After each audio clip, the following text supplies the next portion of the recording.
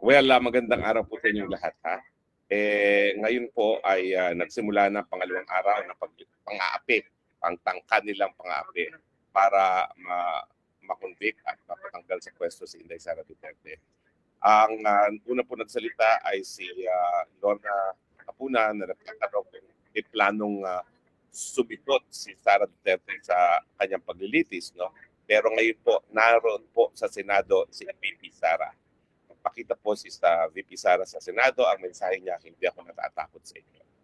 Anyway, pakinggan po natin ang mga pangyayari ngayon, ha?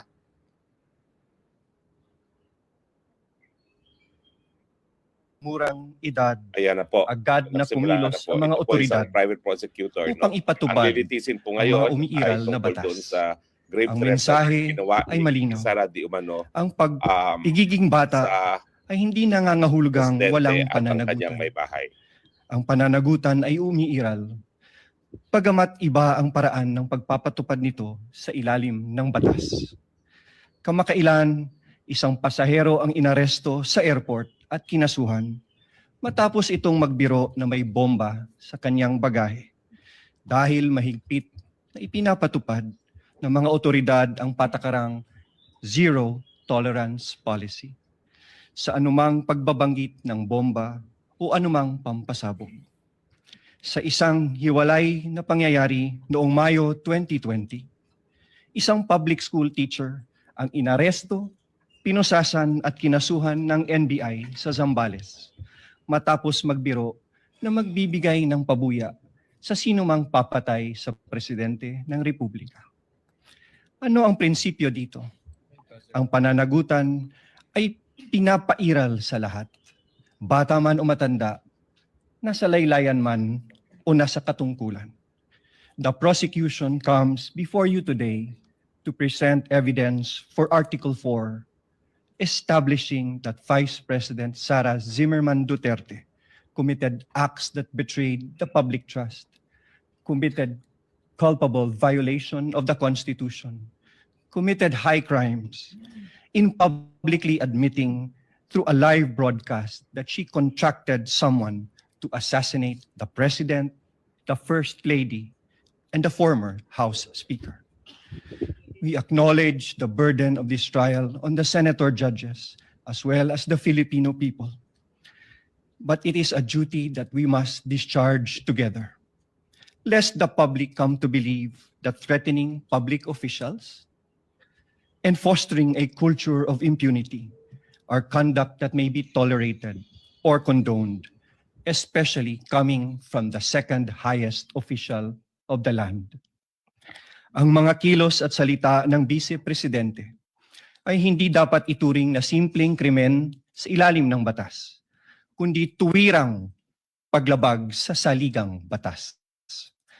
Kaya ang paglilitis na ito ay mahalagang mekanismong itinakda upang tiyakin na ang kapangyarihan ay laging may kaakibat na pananagutan.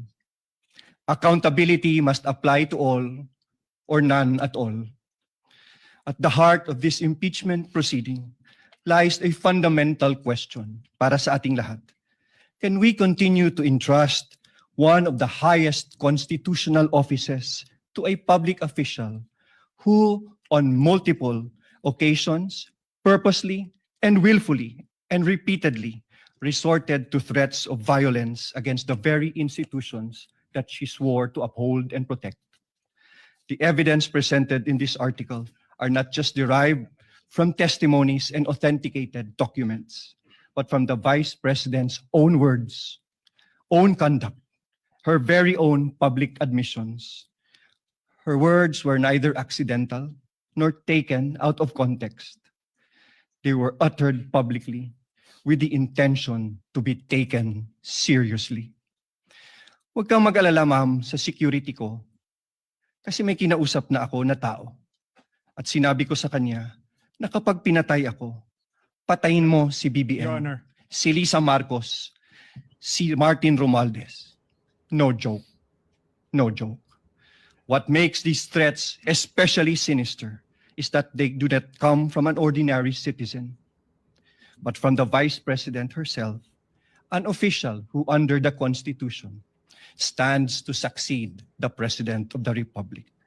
Such statements carry a gravity far from the exercise of one's freedom of expression. They strike at the very heart of government. This is especially significant given that she has publicly declared her intention to run for president in the next election. What values do we expect from those who occupy the highest office in the land? Delicadeza, palabra de honor, integrity, and loyalty to your oath of office. These are not outdated ideals. They are the foundations of honorable public office. Maraming salamat po, Your Honors. The remarks of the gentleman are duly noted. However, Chair would like to inform and instruct the Senator judges that the statement and manifestation made by the Honorable Defensor should not in any way be taken as evidentiary because it was merely a manifestation cum introduction of the fourth article of impeachment. Any evidence to be presented proving the fourth article of impeachment should be done through a witness under oath, duly subscribed and subjected to direct and cross-examination. Call your first witness, Your sir. Honor, may I be allowed also to? Your Honor, we move to strike that opening statement. It's improper for trial. It is not evidentiary in nature. And it only provides conclusions of fact and law. Most of it is irrelevant. And fact of the matter is the prosecution should present evidence and not manifest in this improper manner. May I be recognized, Your Honor? Yes, Tony. welcome.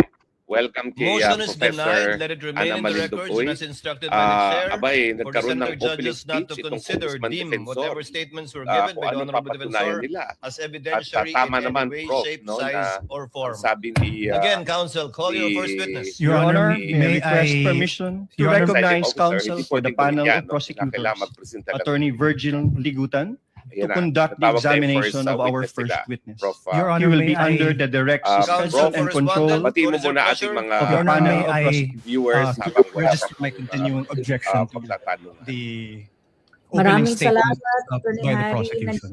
Tayo para Well, I don't think subaybayan he'll ang do it again, sitwasyon but ng ano, nevertheless, ng so noted. trial Thank you, and Your debate. Your Honor, may I request that Attorney Virgil Ligutan be recognized to conduct the examination of our first witness. Counsel for prosecutors, perspective on this and sharing of Attorney Virgil Likutan, so that we can have the records clear. Did I pronounce your name correctly, sir? Your Honors, Unang testigo magandang itong hapon. si My Attorney full Ligutan. name is Siya ay Attorney taga-NBI. Armando Siya ay taga Virgil Cybercrime Descartes Ligutan, Office Your ng And you've entered your NBI. appearance yesterday. Yes, Counsel? Your Honor. Wait, Attorney Duly Ligutan entered pala my appearance magpipresenta. as one of the counsel for the You prosecution. may proceed, sir. Call your Thank first you. witness. Thank you so much. Mga kababayan, we call to the witness stand the first witness for the prosecution in the person of NBI Senior Agent Jean-Marc Santa Ana Calillo.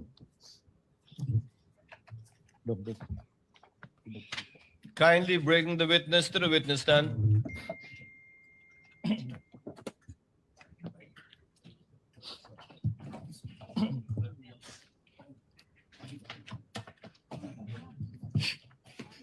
Please remain standing. Clerk of Court is instructed to kindly administer the oath to the witness. Please raise your right hand.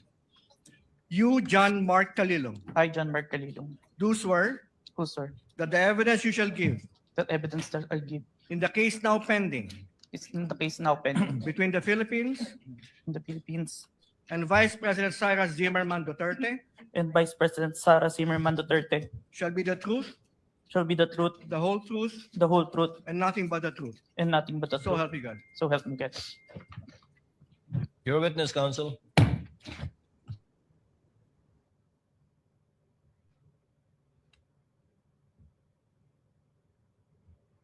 Your Honors.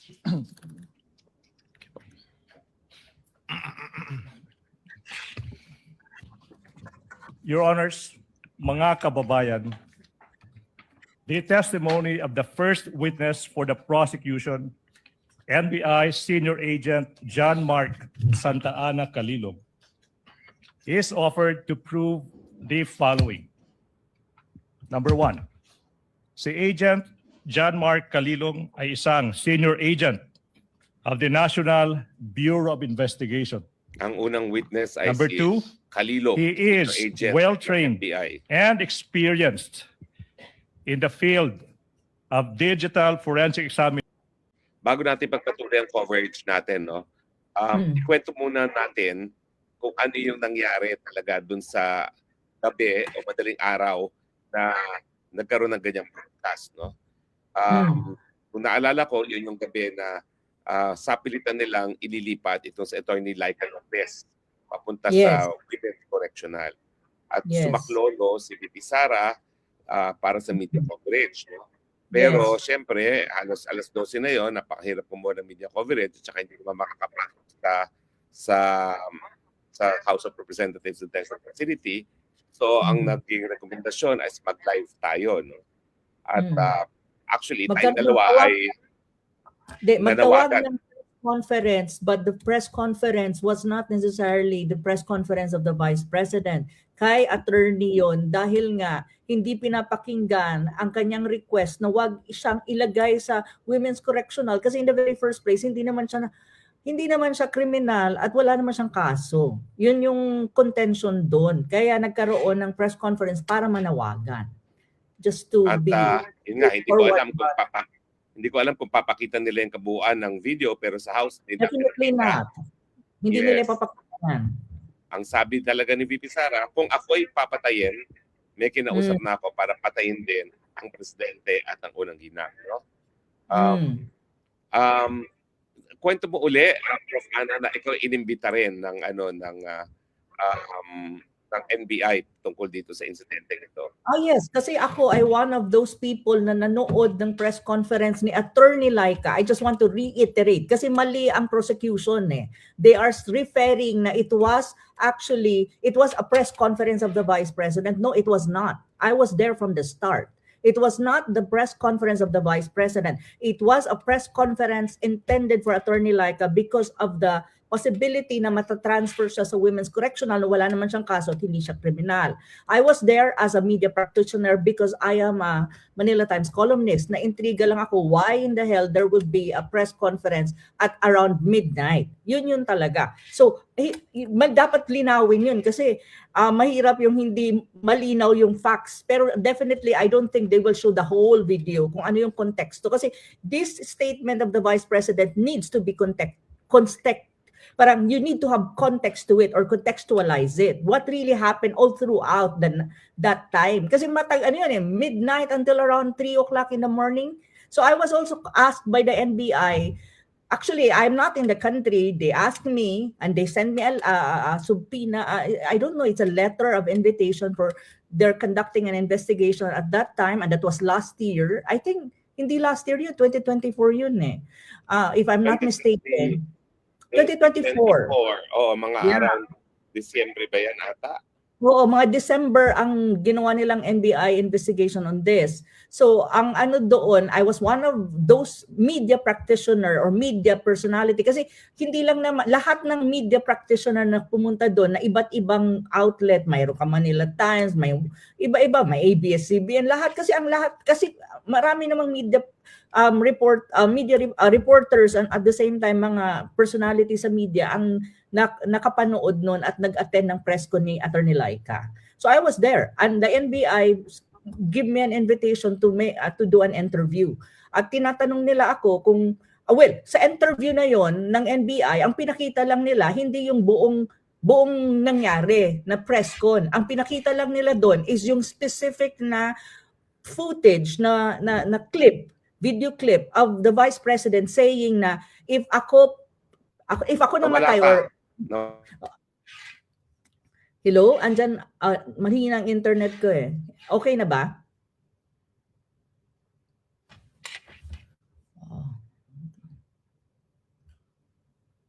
Hello? Hello, Attorney Harry? Ikaw ba ang nawala o ako? Attorney Harry?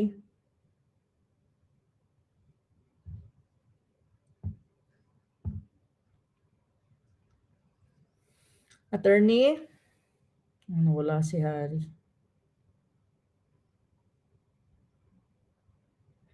Attorney Harry? Oh.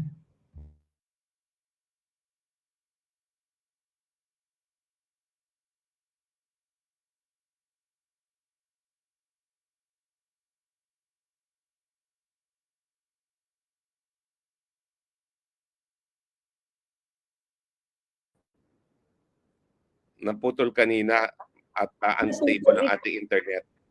Oo nga, unstable yung internet pero Oo. minomonitor ko siya ngayon sa Ngayon, ang nangyayari, tumutol yung abogado ni VP Sara dito sa witness neto kasi hindi siya appended, yung kanyang affidavit, hindi appended dun sa complaint na hinain sa impeachment complaint sa Kamara de Representante na tama naman kasi talagang dapat lahat ng ebidensya na gagamitin ay nakabahagi doon sa original impeachment complaint sa I don't sa see ano that. sa Your Honor, may I allow to complaint. reply No? also? Can I Yan po finish? talaga ang requirement talaga. It's Hindi, not. pakinggan kaya natin. And in fact, Your Honor, is to settle the matter.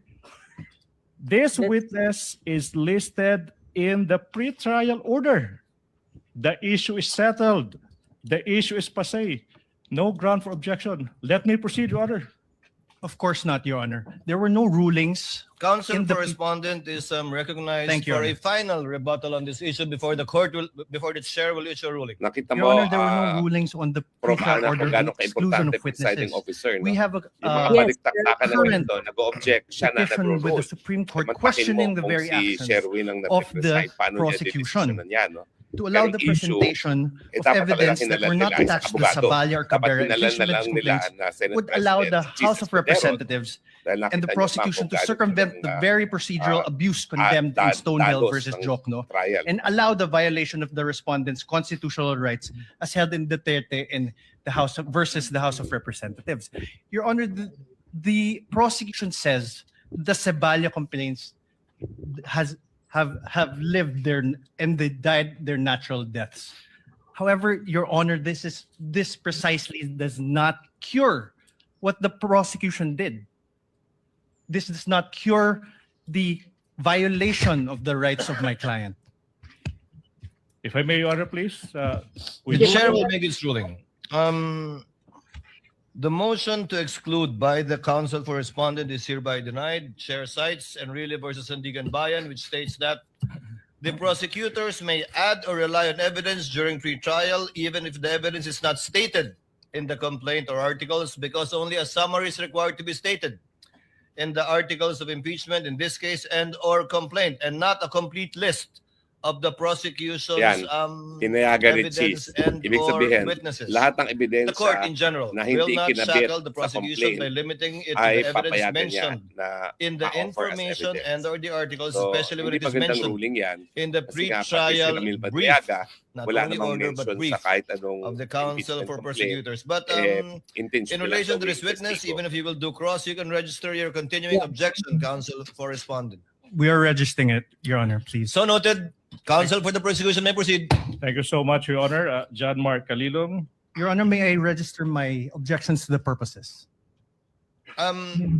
Your Honor, please, I think the purposes must be specified. What are your objections? On what Your Honor. grounds? May I be You may allowed? comment on the offer of the testimony of this witness for the record. Your Honor, for the purpose number 3, this is a conclusion of fact and law.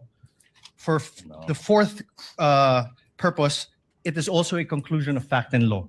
And the 8th purpose, it is a conclusion Mr. of fact President, and law. Mr. President, Counsel for Mr. President. respondent, before we, yes, No, Senator Judge Cayetano. yeah, Pia. I would just like the defense, when you say item number 3, can you repeat what it is? Because I'm trying to follow exactly what your objection is. So either you say it or he repeats it so we can follow. I was about to do that actually. Thank you. Item number 3 in the offer of this witness is that the NBI agent being presented is part of its cybercrime unit that investigated this matter. That's what you're referring to as a conclusion of law, counsel? Sorry, Perhaps number 4. number 4, Your Honor. Yes, not number 3. So number 4 and what else? Number 8, Your Honor. Number 8 on other threats other than the video mentioned in the press briefing. Yes. Yes, Your Honor. Correct, Your Would Honor. that be all? Yes, Your Honor. We will not Duly reply. noted. We will not reply to that, Your Honor, please. Yes, please. May I continue, Your Honor, please? You may continue to John present Mark. your first witness, counsel. Thank you so much, Mr. Calilong. Reminder, nakikinig yung taong bayan, pakilakasan ng boses. Okay? Apo. Okay. Mr. Witness, maaari bang sabihin mo ano yung pangalan, edad, at other personal circumstances? I am Senior Agent John Mark Calilong, a Filipino citizen, 31 years old, with office address at NBI PhilInvest Cyber Zone Bay City, Macapagal Boulevard, Pasay City, sir. And Mr. Witness, reminder, you may answer in Filipino or Tagalog or Filipino or English. Okay? Yes. Mr. Witness, what is your occupation, if any?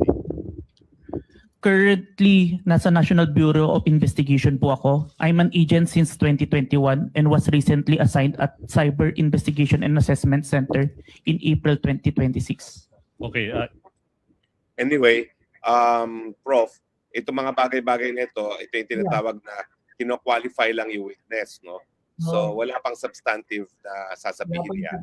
At Pero saka ang mamaya- substantive, ang substantive na sasabihin niya mamaya, i-authenticate niya yung Yes, yung video. yung video clip. Pero ang Oh, problema kasi dyan, ang dapat nag-authenticate niya, yung kumuha ng video mismo, which is tayo, or yun nga, ang isang expert witness na itong NBI ngayon ito, no?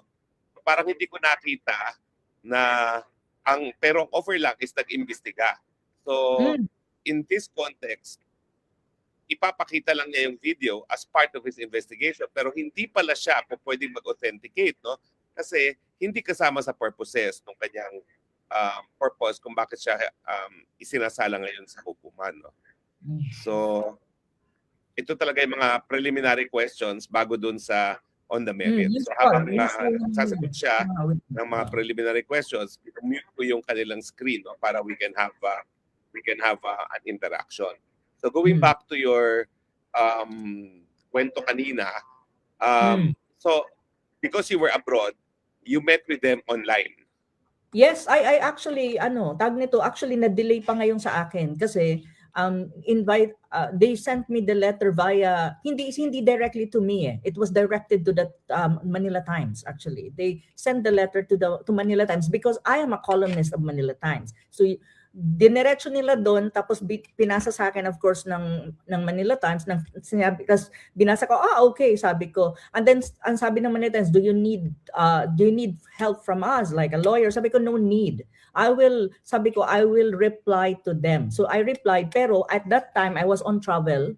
So sinabi ko sa kanila hindi ako kaya kung pwede the week after. So the week after I said sige, the week after tayo mag-usap via Zoom. Then I called my lawyer. So nagkaroon talaga ng interview with me. Tapos ang pinakita lang nila, hindi yung buong press conference ni Attorney Laika. It was really that specific video asking me kung narinig ko nga ba ang statement na specific na yon. Sabi ko, of course, narinig ko, nandun ako. Hindi naman ako nagdi-deny and I will not lie about it. And then sabi ko, yeah. And then they asked there were like 20 questions asked, I think, if I remember correctly everything. Pero ako, ang substantial question lang talaga sa akin is yung kung napanood ko yun, sabi ko, yes. And the second question to me, hindi ko yan makakalimutan eh. Ang second question sabi, i-interpret ko daw ba kung ano ang saloobin ni VP. Sabi ko, bakit ako ang tatanungin mo sa saloobin ng VP? Hindi naman ako si VP. Kung gusto niyo nang malaman ng saloobin niya, edi siya ang tanungin niyo, wag ako. Kasi ganun eh. Sabi ko, bakit ako magko-comment? I will not comment on this. But one thing though that I did not do, they asked me to take an oath at saka, sabi ko, hindi ako mag-oath. I am not within the jurisdiction of the Philippines at the moment and hindi ako mag-oath kasi as far as I know, this is an invitation friendly and it's actually you're asking me a question as a media practitioner na nandun. So bakit ako mag-oath? So I did not take an oath at all. Hindi talaga, and my lawyer was there. But of course, my lawyer was very tahimik. Kasi sabi ko sa lawyer ko, huwag kang sumagot, ako ang sasagot. Kasi ako ang tinatanong. Yun lang. Okay. So sa akin, Oo. kailangan may Lumalabas consent pala. yan. May consent Let me yan. just let me just interrupt you, ha.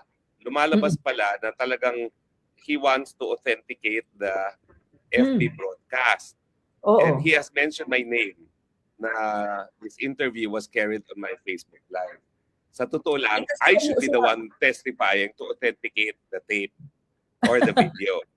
Hindi ko maintindihan how they can now authenticate it, no, using this witness. And then, malinaw pala na expert witness siya.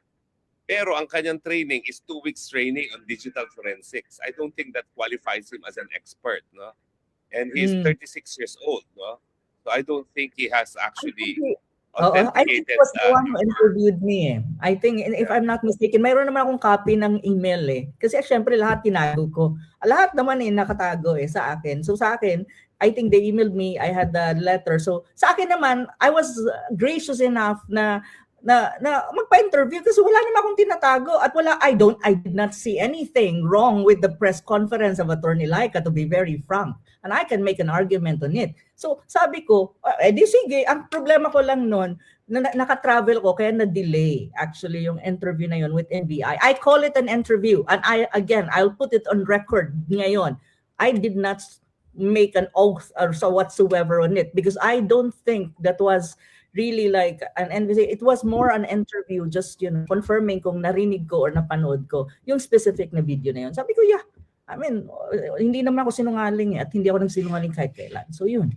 Pero sa akin, ang authentication niyan, that's a question kung sino nga ba ang proper na mag-authenticate niyan. Kasi kinuha ata nila sa YouTube. Ang alam ko YouTube nila kasi nung in-interview ako, in-introduce din as very how do you call that? Sandali, Attorney Harry, may tumatawag lang ha.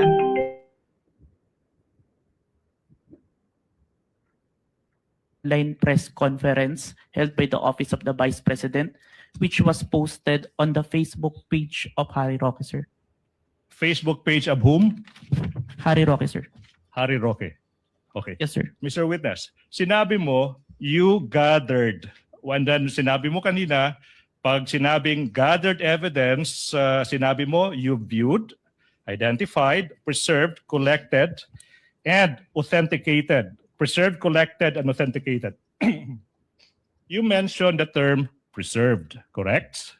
Mr. Witness, yung tanong now is, ano ba ang ibig sabihin when you quote, preserved, unquote the evidence? It means that I ensure that the evidence will be accessible at any time, sir. Okay, now, let's go to this video you mentioned. The video of sinasabi mo yung isang online media briefing ng Vice President noong November 23, 2024. Ano ba yung mga hakbang, kung meron man, na ginawa nyo to preserve that video? The NBI Cybercrime Division, through me, initiated a preservation request po kay Meta. Okay, you initiated a preservation request to Meta. Now, sinabi mo kanina na live stream yung subject video sa isang Facebook page. Sorry, isang Attorney, Harry Roque. may tumawag lang. Now, yung tanong, why is it that your request was made to Meta? Ini-establish Si Meta na po nila kasi kung yung paano parent nila company po ng reserve Facebook. yung live natin. At Kasi under yung po live, ng Meta, si binubura ng Facebook, Meta. si Instagram, tsaka si WhatsApp. All requests on that platform will go to Meta po. All right, now, Mr. Witness, what proof, if any, do you have that you initiated a preservation request to Meta in order to preserve the subject video? I have a screenshot of the preservation request, a screenshot of the web page wherein I made the preservation request, sir. Who took the screenshot? I did, sir, and I used my laptop. Anong ginawa mo sa screenshot kung meron man pagkatapos dyan? I first saved po yung electronic copy sa laptop ko, then printed it. Where is this print out of the screenshot now? Sinubmit ko po sa Committee on Justice of House of Representatives. Your Honor, with the So, court's ang- indulgence, ang kasi- may I ang gagawin move nila that para to this authenticate the representation be video, assisted by a sinave niya co-counsel for the yung sole Facebook reason Live of at pagkatapos facilitating yan the ay presentation itinago of niya the documents at ipinresenta to the niya. witness, Your Honor, please. For So, that ganyan yung reason kanilang alone. prosesong gagawin. Oh, yung ano Si yan, Tagalog ata, siya mag-aabot. Yes, Your Honor. Siya po yung mag-aabot ng mga dokumento na amin pong ipapakita for the witness to identify po. Counsel may proceed. Thank you so much. Assisted by Attorney Stephen Magallon. Now, if this printout is shown to you, will you be able to identify the same? Yes, sir. Now, we invite the defense to also peruse the document. Your Honor, may I request that one of our counsels be allowed to peruse the document? Yes, one of the Thank you. counsels for respondent may look at the document being presented to the witness. May I continue, Your Honor, please? Thank you. Now, I'm showing you. Defense, can we give the document to the witness, please? Your Honor, the document must be presented to the witness. Your Honor, Give them we are some time to dispersing. look at it, but is this one of the documents pre-marked? Yes, Your Honor, please. For the record, can you state the pre-marking of this document just so that we can catch up? Much obliged, Your Honor, please. That would be P dash Roman numeral 4 dash 7 for the prosecution, Your Honor, please. Noted. Your Honor, may I manifest for the record that this is not a certified true copy? Oh, Noted. Your Honor, can I respond to that, Your Honor, please? This is an electronic copy. The rules on electronic evidence says a printed version of an electronic copy is an original. Your Honor, please. Your Honor, Counsel for the prosecutor, counsel for respondent did not object. He just simply made an observation regarding the document. So you may proceed as soon as think the this is the document is proper time. returned to the witness. Thank you so much, Your Honor, please. What relation, Mr. Witness, are we ready? What relation, if any, does this document have with the printout of the screenshot that you mentioned?